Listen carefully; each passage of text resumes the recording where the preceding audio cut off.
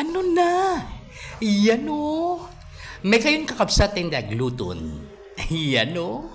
Simulan natin sa paggisa ng bawang. Siyempre, anong kasunod ng bawang kundi ang sibuyas? Anong kasunod ng sibuyas kundi ang kamatis? Yan o. Intay parwaren di kiti aroma nga ibagbagada. Norimwaren, intay yung pandeto'y silsilin. Silit ti away nga ibagada.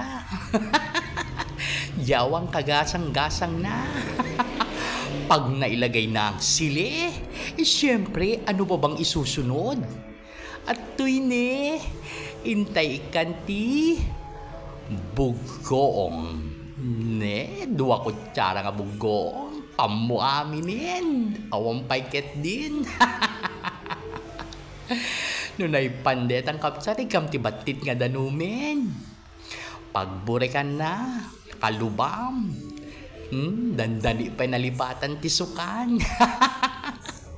Ikam tibatit nga suka, kalubam no nagburek kabsat.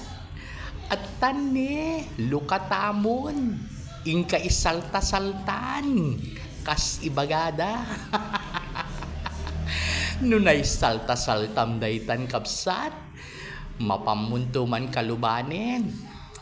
Pagkatakip neto at pagkumulo, yan no. Ikam tibatit nga, manteka. Manteka tilongganisa dayta, dagdag sarap yan. Yan no, ang pinakbet naming sili.